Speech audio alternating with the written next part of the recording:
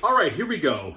5 bands that should send a thank you note to their drummer. Now, for a couple of these bands, it might be hard to do because unfortunately these drummers have passed, but I'm looking here. Yeah, there's a couple of these that the band members could still send thank you notes. And here's my idea behind this video. These bands that I'm going to show you, it's not that they wouldn't have been as good as they were or are. It's not that they wouldn't have, survived or become big names in the music business if it weren't for these drummers.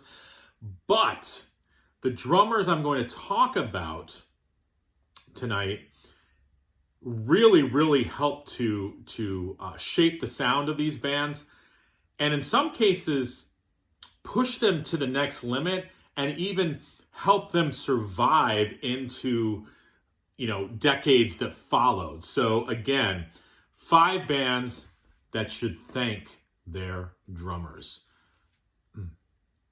living or deceased. So the first band is Kiss.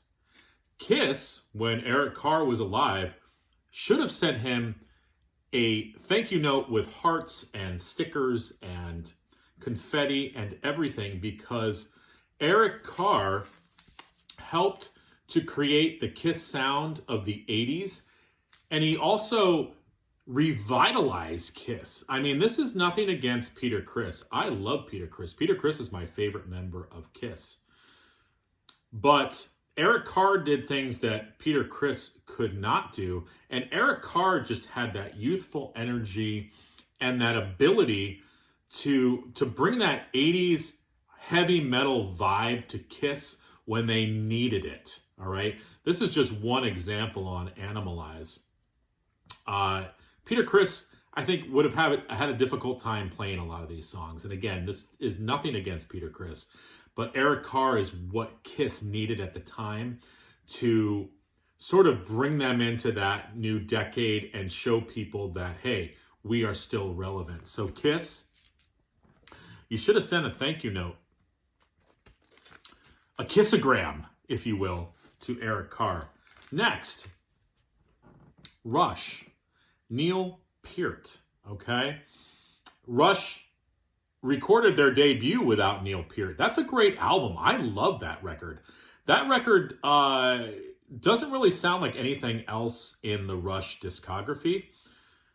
It's almost very Zeppelin-esque. But then when Neil Peart came in, he changed the game, not only for Rush, but for drummers in general. I feel like,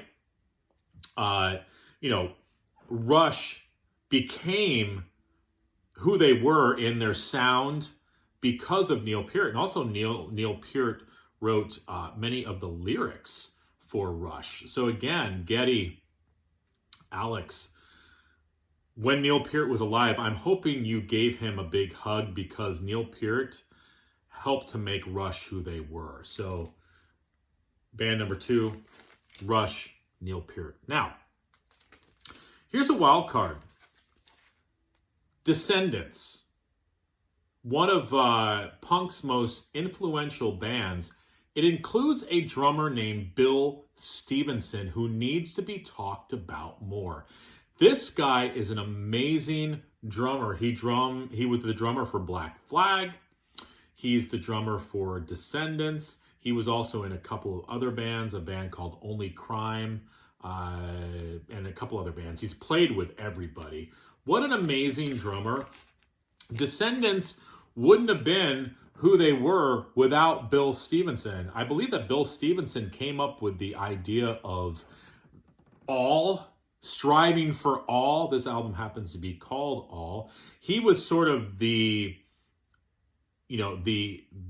idea behind Descendants. Actually, you know what? Green Day and a lot of those punk bands, they should be sending Bill Stevenson a big ass thank you for what he did to punk music. But Bill Stevenson, I don't think the Descendants would have been Descendants without Bill Stevenson. I mean, okay, you've got Milo Aukerman on vocals. Yeah, Milo rules, but I don't know if Milo would have been associated with them if it wasn't for Bill Stevenson. All right, next band, Slayer. I was listening to Slayer on the way to work, and this is the band that sort of gave me the idea for this video. Because I was thinking, Slayer is awesome. I love Slayer. Slayer is probably, out of the big four, they could be second favorite for me. They've crept up there. And here's my thing with Slayer, though. I don't think that they would have stayed relevant without the drumming of Dave Lombardo. Okay, they made some great records without Dave Lombardo, but in the beginning, if they didn't have him to keep up with their insane time signatures and speed, I don't know if Slayer would have gotten as far as they did. And again, I'm just putting this out there. There's been a lot of people who have said Dave Lombardo is the best player in Slayer. I think that that's a valid argument. Dave Lombardo is one of those drummers that bands want to have. I think, what is he playing with? Is he playing with Testament now, I think? Yeah, he's just one of those guys that you want playing for you. He adds that extra spice that you need, especially in heavy metal. So, Slayer, I know you're satanic, and I don't know if you believe in thank you notes and hearts and roses and things like that, but you should probably send Dave Lombardo a thank you note. And lastly, the Mighty Zeppelin. Okay, John Bonham,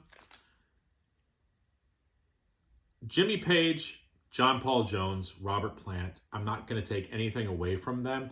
And who knows, Zeppelin probably could have been as big with Jimmy Page and Robert Plant and John Paul Jones. But John Bonham helped to create that sound of Led Zeppelin. And I don't know. I think that it was the magic of the four of them. But without John Bonham, and I think Led Zeppelin realized this, because after In Through the Outdoor, it was over. Because I think it was like, all right, without John Bonham, there is no Led Zeppelin. So Robert Plant and Jimmy Page, please tell me that you thanked John Bonham. Because, again, I don't think Zeppelin would have been... They wouldn't have had that powerful Zeppelin sound, I think, if it wasn't for John Bonham. They needed that backbone in the band. So there you go. 5 bands that should thank their drummers. I'm going to see you guys tonight on the live stream. Go to Jeff Witcher's channel tonight. All right, bye.